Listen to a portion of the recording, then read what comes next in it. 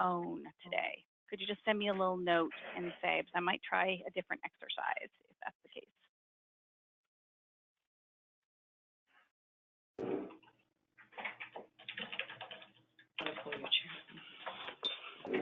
Guys, I'm hoping you might have a colleague or someone there you can do a short exercise with during the session.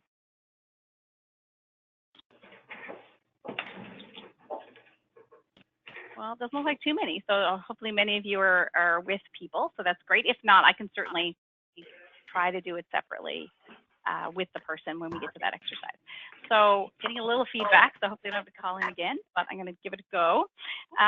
Thank you all very much. I think this topic is something that's very topical for me. I deal with this subject matter almost every day with clients, and it's something that that I think hits home. I was a leader for many years, and it hits home because well before I did any coaching or even knew what coaching was, performance management was a big piece of what I did.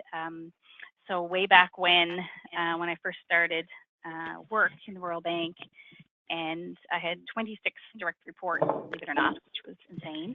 Didn't know that back then. I was too young and silly and foolish to know that that wasn't appropriate. For those 26 folks, I had constantly people coming to my door asking questions. It was to the point of silliness where I had people lined up at the door waiting to talk to me. So trying to approve things, getting advice on things and everything. And eventually I hit a wall and I just said, okay, this has got to stop. I didn't say it out loud. I said it internally. And so I started to change my style. I changed my style so that I was helping them figure it out themselves. And I didn't know back then, but that was actually changing to more of a coaching style of leadership. It helped tremendously. So I helped them sort it out. So when they came in and asked me a question, they knew immediately they had to come up with either a possible solution or let me know what their thoughts were, because they knew the first thing that out of my mouth was going to be, so what do you think? So it slowly worked itself. So when I finally became a coach and became certified and accredited, I look back at that and think, yeah, I actually started coaching way back when. So coaching is a process. We're going to try to get through some of it today. This is a two-part series. I'm not sure how far we're going to get through it today, and we'll finish the rest after. So when you think about performance and you think about coaching and you think about coaching for performance, and it all wraps around everything from performance management to just regular everyday performance issues. When you hear those words, what are some things that you can put in the chat if you don't mind, or certainly let me know that you want to learn? So what is it you want to take away from today, and hopefully if you can make in the next session as well. From anyone that heard my last session, which was my first session with you guys, I'm not very, I don't read from a script or anything, so we can certainly go down a few paths. If you have some concerns or some challenges in your own space, we can certainly talk about those.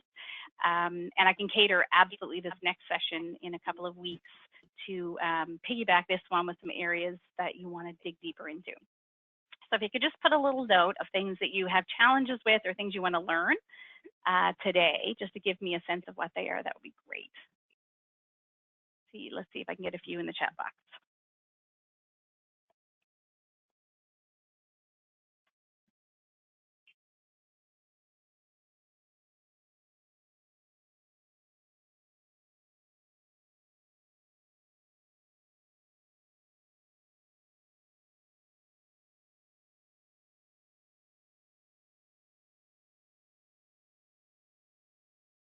All right, folks, give me one. What are you looking for?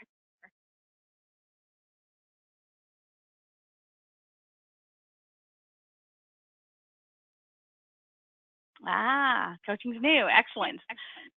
It was new to me many years ago, and it honestly changed the way I work and changed the way I communicate. So hopefully you'll get some value out of it, Kathy, and guests probably. Anyone else?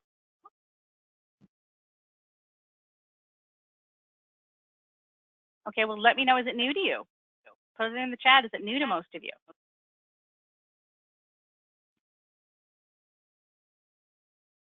Performance goals with strategic vision. All right, so Janice will certainly try to have a look at that. I'm just going to make some notes here. And new to you guys as well. Okay, well, let's get going then.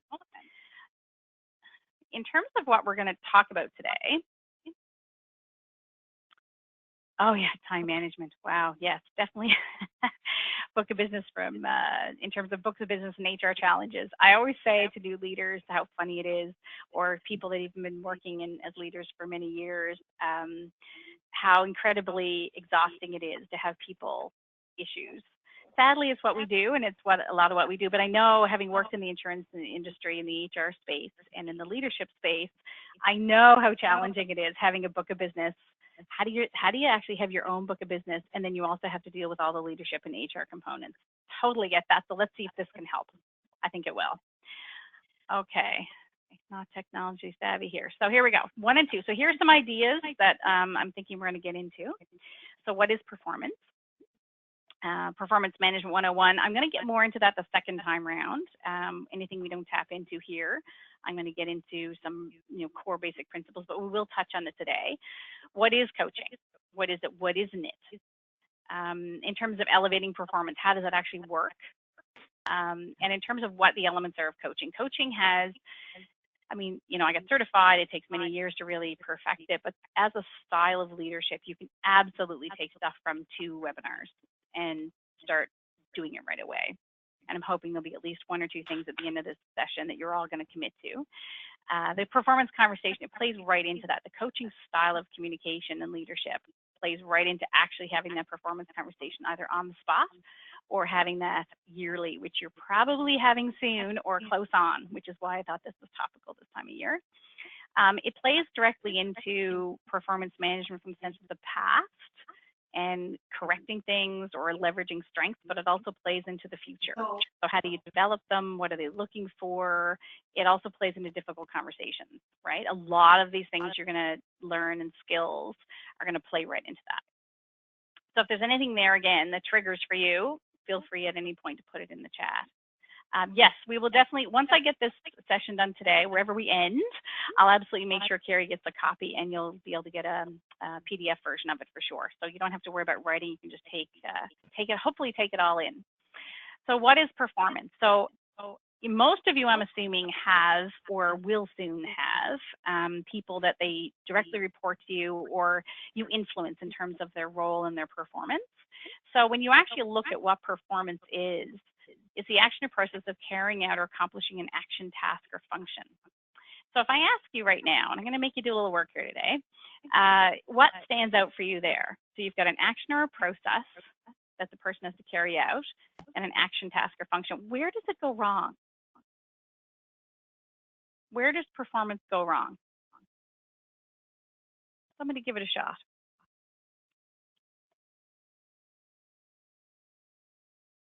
Follow through. Nice. There's so many times in your busy days, whether someone actually executes, they follow through on it, or we as leaders actually will go and give them the feedback when they don't follow through or don't execute appropriately. So it's not just what the person does, it's how they do it as well. So we care, and we care because it affects us. It affects us, it affects our teams, it affects how our organizations actually perform. Do we meet our objectives? Do we grow our book of business? Are we doing it organically? How's it working? Are we, a lot of times you'll find people in the teams, if you're in the account management side of a brokerage, you'll find, somebody's really good at client management, other people are better at developing new business. So how does that work? How do you probably have to do both in a lot of cases. So how do you actually get out there and help somebody to do that, right? How can they help themselves, which is essentially what we're going to talk about today. So performance management, very quickly, I'm not going to go through a ton here. It's a two-way process. It's absolutely something that has to be ongoing throughout the year. This isn't I'm the leader, so here's what I say and here's what goes. It has to be a collaborative with the employee or whoever, whether they directly report to you or not. It has to align the strategic goals.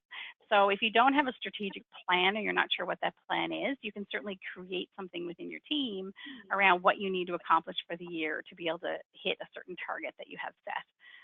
So whether you do that yourselves, if you're in a small brokerage, or you're in a larger brokerage where it's often pushed down in terms of, as an organization, here's where we're going to go, and here's the piece you have to play. But hopefully you have some of those goals that you can actually set yourself and set for the team members as well. Yes, and you are getting a copy of the presentation after, absolutely. It also surrounds strengths, gaps, and career development. So performance management, we all kind of know what it is. We don't do it very well generally. And one of the things that's missing from my 25 years of experience in this is that we don't have the conversation very well. We don't talk to the person. We don't ask the right questions. We don't listen to them. It's often around picking a box, and it's stressful. It's never fun.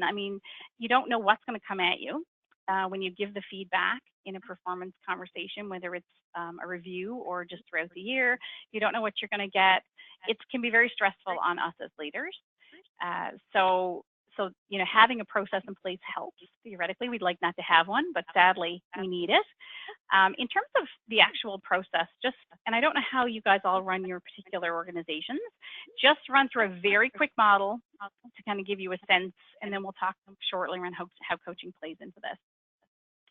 So one of the things with regards to expectations is the success comes down to setting expectations. One of the things I notice when I go into organizations and things aren't working well is expectations are not set. Roles and responsibilities and goals and expectations aren't set. It's critical for the organization to have that in place so that everyone feels aligned, there's not miscommunication. They need to know what's expected of them, and then you need to hold them accountable to that. And the more clearly it's done up front, the less time you're wasting. Come on, we've all been there. The miscommunication with something someone had to do, or what happened if they didn't achieve it. So then inviting commitment, you're going to, you can say, here's what you're doing, but you're much more likely to get them to be not only reach a goal and hit their performance level, but to actually be committed to it and driven by it if you can invite their commitment to it. So how you have to do that is with regard to how do you make it personal to them? How does it affect their role? How does it help their career? How does it affect them in the role? How does it get them engaged with their team members? And secondly, how does it actually help the organization? One of the biggest things people lose out on is, it doesn't really matter. I'm just a back-end person. I'm just admin. I'm supporting. No. If you don't do your job, the account manager can't do their job. If that person can't do their job, then the client doesn't get what they need. And we will lose that client, and the organization will fail. Every single person is a cog in a wheel. They need to know that, and they need to feel it. And that's where engagement comes in terms of their commitment to performance and also going above and beyond for you. Measuring the progress. Tough sometimes. I know in your world, you're lucky because oftentimes you have tangibles, you have metrics, you have numbers you can go by for certain things, certain goals you have to hit, whether it's processing goal, how you quickly get back to clients, if it's in support, whether it's your numbers that you need to hit in terms of organic growth, new business growth, all that kind of stuff. So you kind of have some measurements. If you don't, which most organizations don't often have those numerical ones, then you can absolutely still measure progress in different ways. Through that process, you have to give feedback. So I did last session, I did it, which some of you might have sat in on. We did a lot of talk around performance feedback. And that is recorded, I think, so you can certainly listen into that. I will tap into it in the next part of this, just to kind of do a quick redo of that, see how coaching plays into that feedback model, and what you need to do and how you give feedback appropriately. But you need to do that consistently, and it needs to be timely and done with factual feedback. In terms of linking to consequences, you think naturally that's going to go negative, but it actually can be very positive too. So if someone does something really well, what are they going to get or hear when that happens? Or if they don't, what is it? So oftentimes I see people getting terminated and they didn't even know that that was going to be an option, right? Not that you're thinking that hopefully very much with your employees, but it can absolutely be a consequence. And then evaluating the effectiveness of this whole piece and going back consistently and re-looking at it. And we touched on it briefly in the last session, but it's so critically important. I just want to bring it up again because there's quite a few new people on the call. So in terms of driving effective performance, there's lots of things that play into this. And this first one is why hopefully some of you are here today. How do you have the real conversations that make the difference, that actually help someone become more aware of what's wrong? commit to change and actually executing change. Sounds easy, and it's not. I've been a leader for 20 odd years, and I know how difficult that can be, even as a trained coach. So I feel for it there, but you're here, so that's a good sign. Developing goals, again, as I just mentioned, that link to strategy, clear expectations, which I mentioned, metrics, rewards, and commitment to development. So what are these people looking for? Especially the young ones definitely want to know how they're going to get to your job and potentially beyond you in terms of their role. What is it they need to see? What are the metrics around their performance? They want it laid out, and they want the feedback around it. People are held accountable. This is a huge one. When I see dysfunction in teams and leaders losing credibility and trust with their teams, it's around not holding people accountable. The longer we let someone slide, the more distrust we create with the team. And we've all been there. Personally, we've probably done it, and we've also seen it when someone isn't performing and the leader doesn't step up and have that conversation. So that has to happen. And again, coaching we'll talk about now in a minute and how that plays into it. So frequent communication, regular check-ins, which I know is one of the toughest things when you've got clients. Many of you have clients, and how do you balance it? My biggest question, which I think I mentioned on the last one, was what's the risk if you don't check in with your team? What are you losing in terms of what they could achieve if you could have those short check-ins to see how things are going? Not just did you get that file done, did you get that submitted? How are you doing? What support do you need? You know, how are you executing on those specific goals, and what's happening, and how you feeling about it, and what's gone wrong, and how can I support you? And then finally, all this plays into a culture of trust. And when trust isn't there, not only performance, engagement goes down the toilet, and shortly after that is performance, or tied to it directly. So let's talk about how coaching plays into this. So we're in one of the sessions later in the spring, we're going to talk about all the different leadership styles. With regard to coaching, it's one style. So coaching plays into it in such that it is one of the top ones. That and visionary actually are the two top ones in all these different styles. If you haven't seen them, there's the Goleman styles that many people use, which I'll talk about in a second. But those two, coaching and visionary styles, are the two that resonate with employees the most and get them energized and engaged the most and help them stand behind you in tough times. Some of the most famous leaders in the world use those two styles tremendously. So all these styles are situational leadership styles. And again, we won't go through all of them today.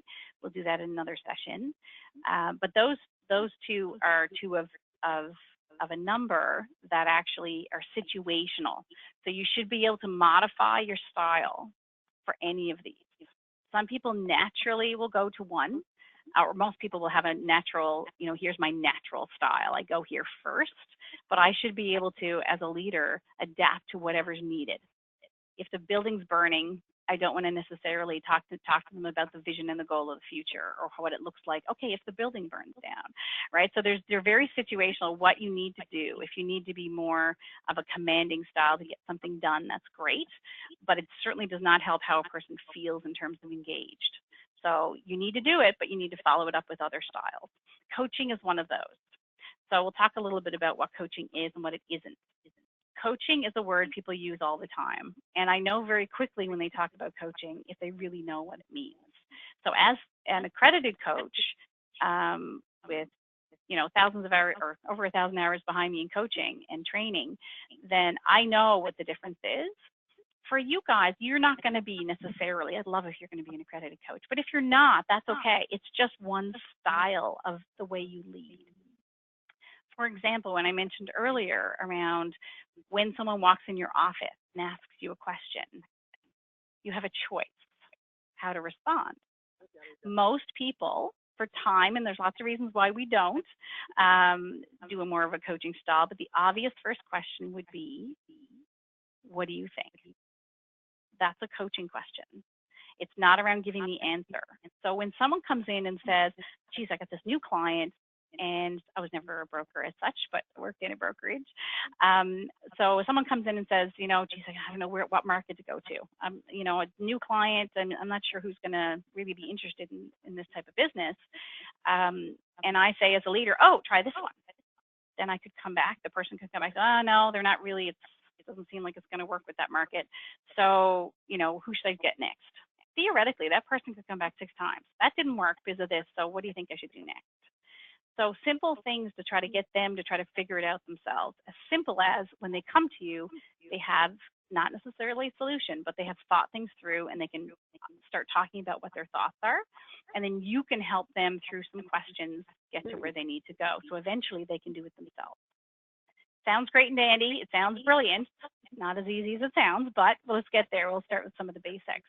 So some of the things with mentoring and coaching. So knowing a little bit about what I said, tell me what mentoring means. Either take yourself off mute or certainly tell us in the chat box. What would you say mentoring is?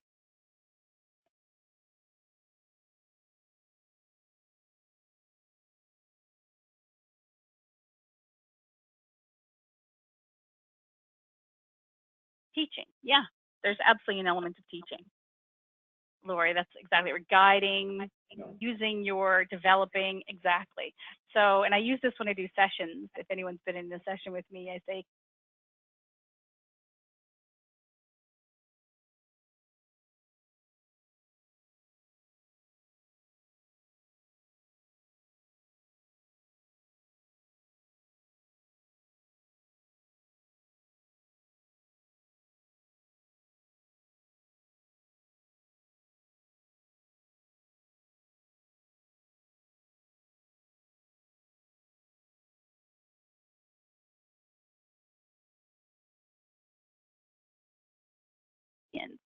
here's what I would do, right? That sort of perspective, or it could be here's how you should do it.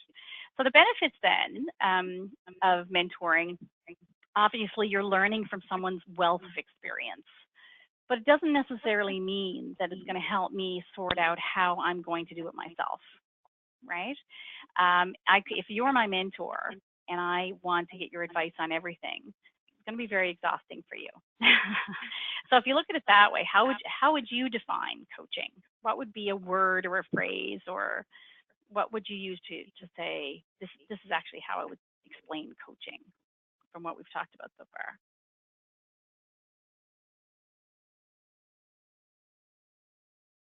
Yes, feedback absolutely plays into that. There is a guiding component. There is absolutely a guiding component. It's just a little bit different. Anyone else? Yes, they are. People. One of the core things, and Margie got it there really well, is that people are smart. Everyone on this call is super smart. You might look at each other and laugh, but no, it's true. You are. As humans, you're professionals. You've gotten to a certain level in your career. You're smart. You can actually figure a lot of this stuff out on your own. And in a coaching philosophy, we look at it as, I'm going to put a little, does anyone remember this? I like to say person versus man, but that's just me as a woman. Give a man a fish and you feed him for a day. Teach him to fish and you feed him for a lifetime. So it's the concept of helping them help themselves. The benefits are extraordinary, extraordinary. So I have people I coach who all of a sudden they have an understanding that they didn't have before, and they, can change how they are as a leader, to making decisions on their career, to making decisions on how to simply work with another person they work with. It can be extraordinary because they feel empowered. It's extremely empowering. It's extremely engaging. Anyone who has a leader who uses this style, not all the time, because it can be time consuming, but if you use this style more often, they feel that you care. They feel that you think they're smart and they can figure this out themselves, but you're also there for support. If you look at engagement surveys, anybody that uses this style always has higher level engagement. So in terms of, again, it sounds dandy. There's lots of great benefits. So I'm going to give you a quick definition. I'm going to ask you how you feel about coaching, because there's pros and cons of the approach in your day and in your year. So it's a leadership style that facilitates learning and growth, communication approach, and it really does unlock potential. So how much potential do you think that we bring to work every day? Take a guess, percentage-wise.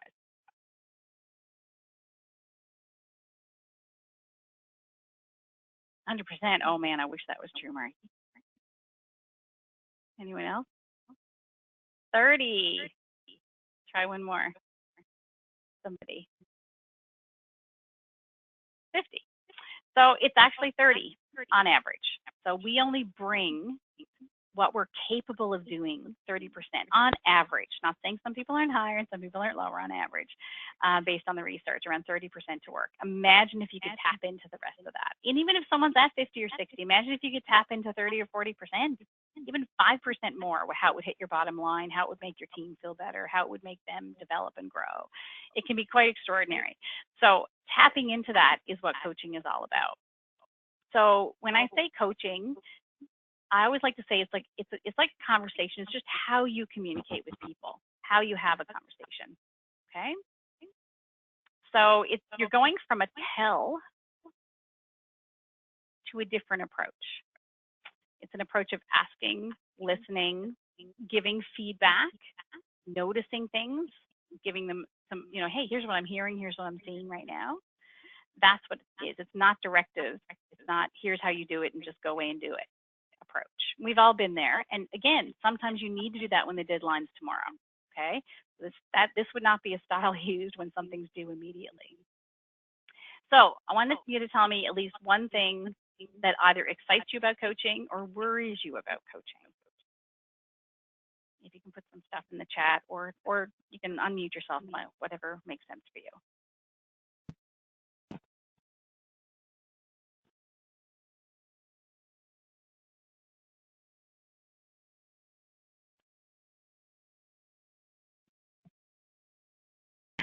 When they get it. Yes. It is so exciting when people get it. They get so excited to try something new, do something they haven't done before, and get the improvement. The improvement is incredible. I think as a coach, one of the biggest things I love is I get the luxury of doing this with some amazing people like yourselves, is the aha moments people have. Oh my God, I never realized that before, right? If you can unlock that as a coach, that's the sweet spot, let me tell you. The time piece, you're right, is an issue. This is a style where you have to be consciously making the decision. I'm going to sit down with this person and we're going to have a conversation, and because theoretically you don't know what's going to come out of it. The person could come up with anything from, say there's a performance issue and you ask them questions and you really listen and get them to open up. It could be an hour conversation. It could be a very short one at the water cooler, right? You can actually just ask the question, how did that go? If someone did a new presentation to a client or something new happened, and they say, oh, it didn't go well. So think about what happened. Tell me what happened. And they tell you, and you ask some questions around that, and we'll talk about that now in a minute in terms of how it rolls, in terms of a model I'm going to show you. And all of a sudden they come out with something new they can try next time, right? So it can be quite something, but it can take time. So I agree. Yes, in terms of, if you coach, Margie, right, you're right there in terms of, you have to do it in a way, if you do it in the proper way, with the right tone, everything and how we communicate comes into play here. It can be taken extremely constructively, but at the end of the day, if there's some serious performance issues, yeah, it can be a challenging conversation. But let's see if we can sort of get you kind of excited about some stuff. Okay, so it can be on the spot. It can be anytime someone asks for help. It could be simply a question. I'm going to put this out there right now to think about. When you wouldn't ask a question, you ask a question. So when in doubt, ask a question. Someone comes to you with something, even if you start out with, oh, fair enough. So what would be your first instinct? What would be a pro and con of that? Or what would be your concern of that? A simple question you might not have asked before moves you closer to a coaching leadership style.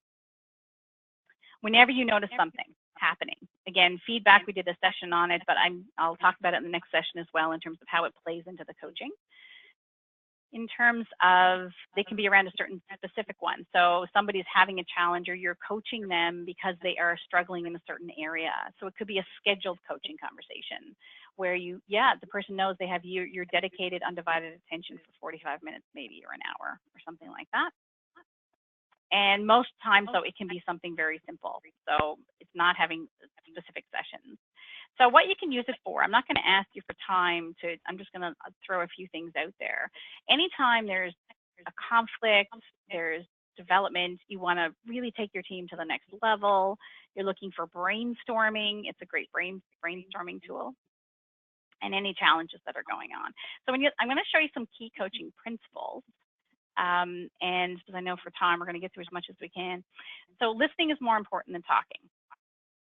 So with listening, we all think we're probably better listeners than we are, and I'm going to hopefully get through an exercise in a minute. We'll have a look at it. You have to know what's really driving people. I mentioned this on the last call too. Understanding what your team, what motivates them, what drives them, what excites them. 99.9% of leaders don't know that about their teams. So asking simply those simple questions will help tremendously when you're coaching people. Everyone is capable of more. When I mentioned the 30%, some people are at 5, some people might be at 80. There's always the ability to do more. When someone hasn't performed, I did this in the Royal Bank years ago. I had someone who came in, our rating scale was at a 7, they came in at a 3. I took them on, they ended up with a 5 when I finished. It took a long time to get them there.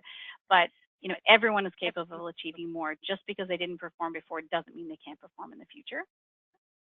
So same principle in the next one there. What's stopping them often is their own beliefs, their own judgments, their own assumptions about themselves and others. And we don't provide the answers. So when you're in core coaching mode, you don't give the answers. Now, realistically, you guys are going to be coaching / mentoring. But the one thing I will say is that when you offer a suggestion as a leader, they are going to take that suggestion. More likely, if I, as a leadership coach, say, or a leadership consultant as well, say to somebody, you know, have you thought about this approach? Because I'm a consultant, I know that the chances are very high they're going to put that high on their list of considerations. Even if they might even say, oh, well, if my boss says I should do it, then, you know, geez, if they bring it up, it must be what they want me to do.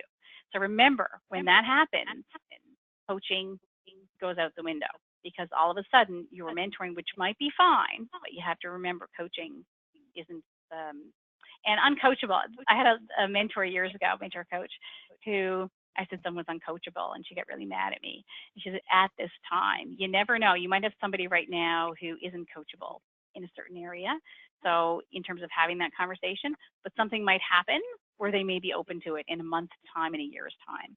So don't assume some of those people are not coachable. So let's go through a little bit of the model for the most time we have here. And I want to keep an eye on the time, make sure I don't put you guys over. I know how busy you are. So in terms of the GROW model is the one I'm going to show you. It's a model that's very simple, very easy. Sir John Whitmore did it. You can look him up. It's a book he had, Coaching for Performance, very famous one from years ago. It's essentially meant for anyone, anywhere. Doesn't have to be a certified coach or anything. It's a very standard process. So as much as it sort of looks like a big 6 in this version of it, but you've got a goal. So if you look at it theoretically, you start at the goal, which is the yellow. And at the goal section, you're looking at what you want to achieve. So it could simply be something that you have in your agenda that you need maybe give feedback, and it's around that, that's fine. But if you're having a general session around their development, as an example, or if you're doing their performance review and you're talking about the past, that's fine. But when you start talking about this coming year, so what do you want to achieve this year? You know, or we're going to have half an hour to talk about this now. What do you want to achieve in 2018? And, you know, it would make sense to talk about that over the next half an hour. Okay, so what's the goal of the session? What's the goal that the person wants to achieve? Okay, one piece, and I do have questions and things that will go out in this PowerPoint. So I'm not going to run through them all. Some things to sort of get you going and some questions you can start asking.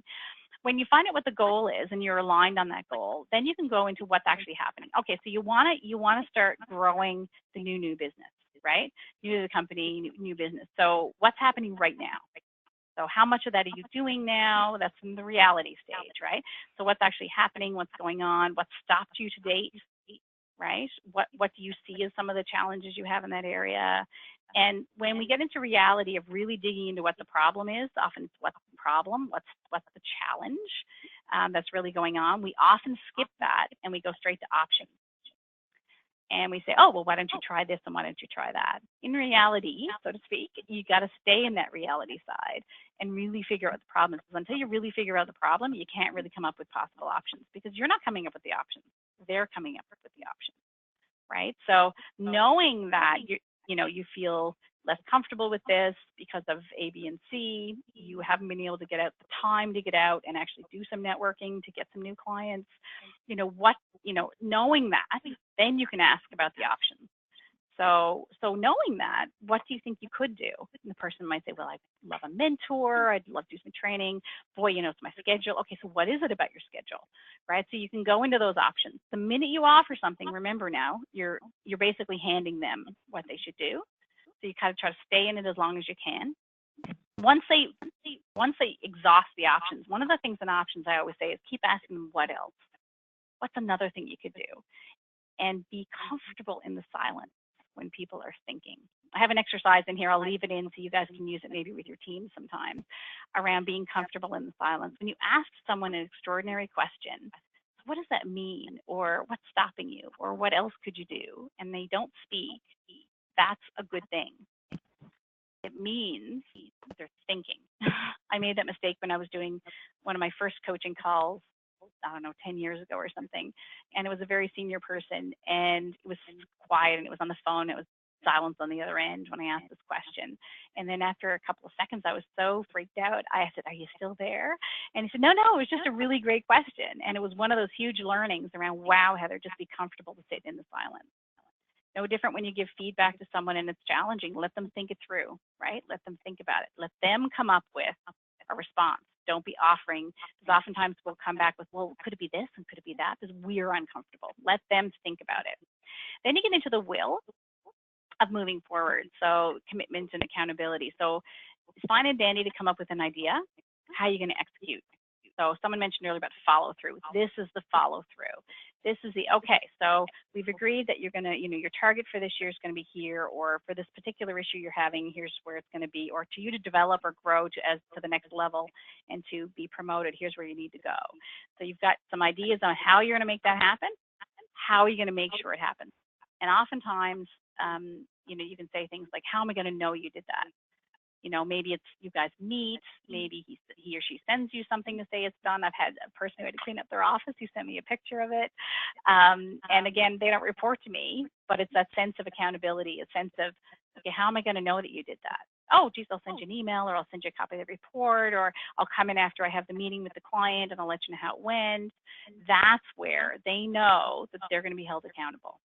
Okay, so it's a basic model. Any concerns or questions on that? The model, you can go around, you can go all around different ways. And some of you who may think conceptually, this may help you in terms of how you're going to walk through it.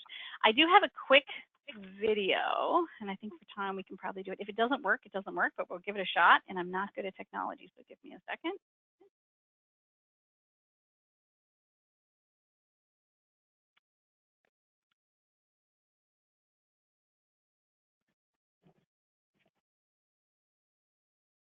Now I'm just going to put it's just music, but you can take a look at it.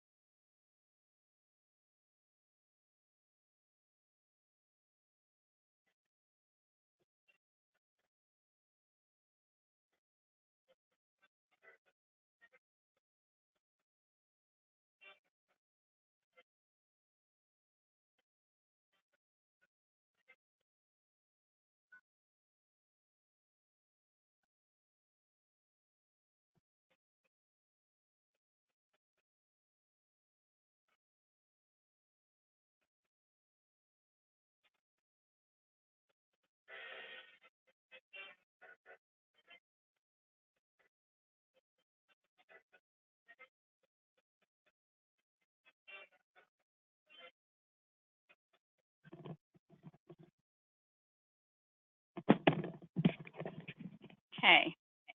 Now, I hope you heard a little bit. There was no actual audio as such. It was just music in the background. So just wondering, yeah, if you can put a little note in the chat as I move on here now. You know, was that simple? Did that look simple? Did it look difficult? Was there any learning you had from that?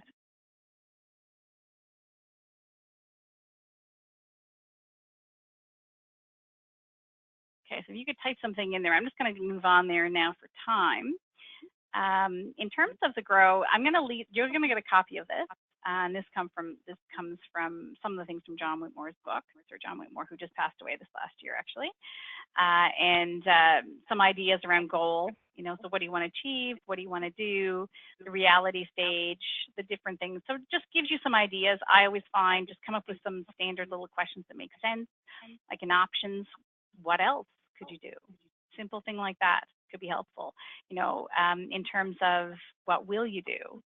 You know, how do you need to be held accountable for it? How am I going to know? You know, so there's lots of things you can do. I've got this on here, but you guys can certainly do this another time with your team. In terms of living in the silence, many of us are not comfortable with it, especially us extroverts in the room like myself. Learning to live in the silence is actually extremely difficult. So it's actually a fun little exercise you guys can do another time. And in terms of, I'm not going to run through all this for time, but just some things that I'm going to mention very quickly. Check in on the time here. We only have a couple minutes. In terms of knowing yourself, you know, knowing who you are, knowing that if you're going into a stressful meeting, how are you going to listen? And we don't have much time here I'm going to try to get to a listening exercise in the next minute if you can hold on for another 2 or 3 minutes. Availability and approachability. Do people feel comfortable asking you? Is your door closed all the time? If people ask you, you know, can I ask you a question, and you know it needs to be a coaching conversation, maybe you just say, look, I've got this, get this one thing done. Can you come back in 45 minutes and I can absolutely give you a good half an hour. Let's talk it through. Empathy, learning to read people, right? So what's going on? Is it stressing them out? You know, what support can you give them? You know, is this something that they're really struggling with? In terms of listening, is one of the 2 things that we're going to start with in this sort of introduction to coaching. As much as we're finishing today, we'll pick it up in the next session. It goes by so quickly. So we'll get more into probing questions in the next one. But I just want you to do a little quick, fun little exercise to kind of let us think. Let me know if you think you're a good listener. Sort of put it in the chat. I'm not going to test you specifically, don't worry. But I'm going to read a quick story. And some people might have heard this before. It's a really fun little exercise if you've done any sessions with me before. It's called The Story. It's a story around a businessman. I'm going to read the story, and I want you to get out a piece of paper if you have it there. And I'm going to get you to listen to the story and figure out if the statements that I say after the story, it's very short, are true or false. If they're false, I want you to put in the chat why they're false. And we'll do a little test here now. And come on, we're, you know, in the insurance industry, there's a little competitive spirit out there. So I'm going to read it out twice quickly, and then I'm going to ask you 3 or 4 questions, and then we're going to clue up the session for today.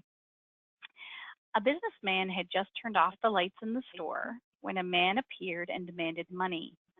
The owner opened a cash register. The contents of the cash register were scooped up, and the man sped away. A member of the police force was notified promptly.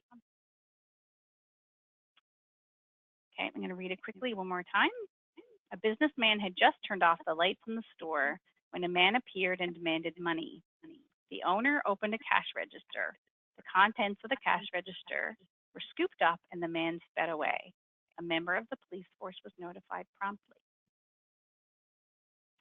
Okay, so I'm going to say, I'll just say 4 statements quickly. And you're going to, and when we'll go through them all, and then you can tell me when they're true or false. A man appeared after the owner had turned off his store lights. That's number 1.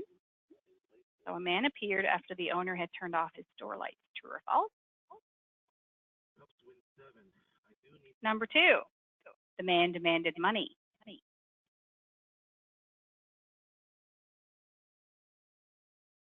Okay, keep writing them down. I'm going to ask you in a second which ones are true and false. Number 3, the man who opened the cash register was the owner.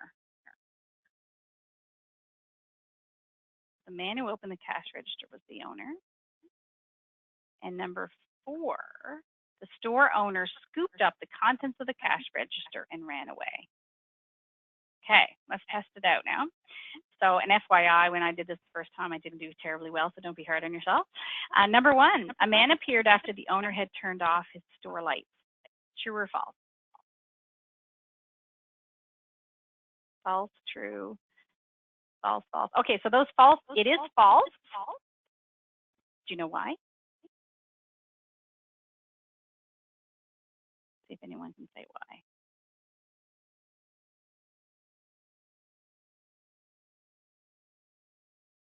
Okay, a few ideas there. A businessman did turn off the lights. We don't know if the man is the owner. All right. So number 2, the man demanded money. True or false?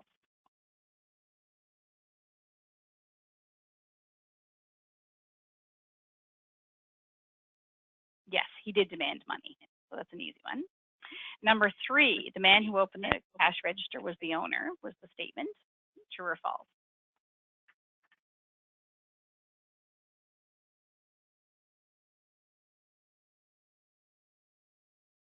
Okay, Janice got on and Sharon.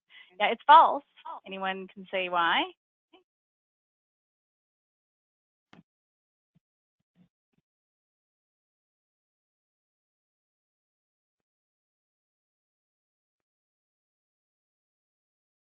Sort of.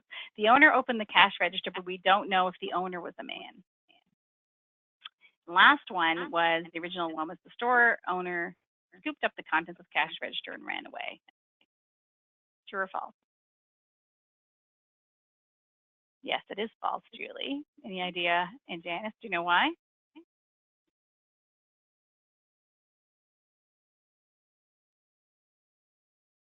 Anyone take a stab at it quickly? I know we're late. Lots of ideas. We don't know who scooped up the contents of the cash register.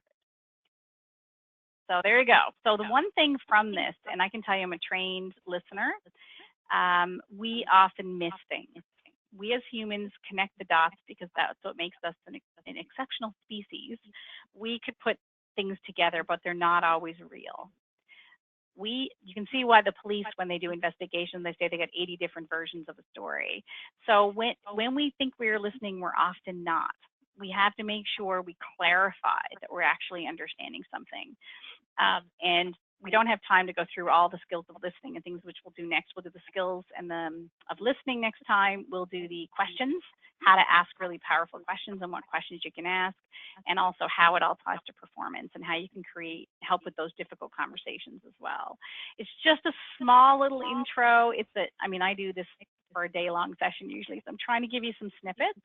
What was missing today is what I need, so I know I can fill in for the next session in a couple of weeks.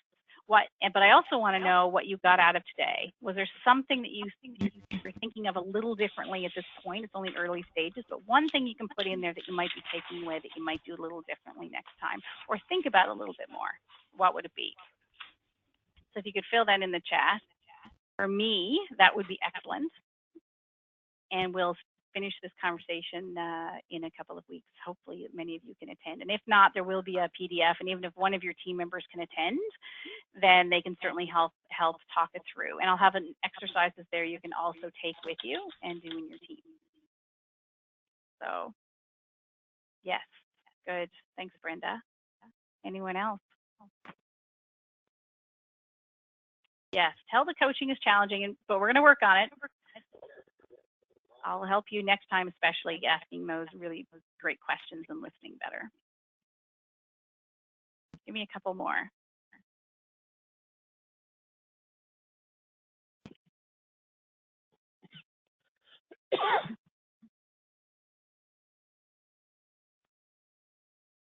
As well, if anyone wants any literature on this as well, articles or anything or websites, I'm happy to share. So you can certainly get my contact information or get it through Carrie as well.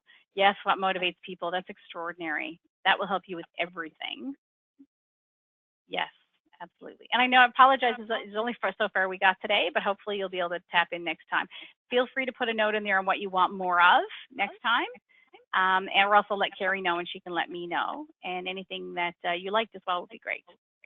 So I know we're late, so I apologize. So hopefully we'll see you in a couple of weeks. Thank you all.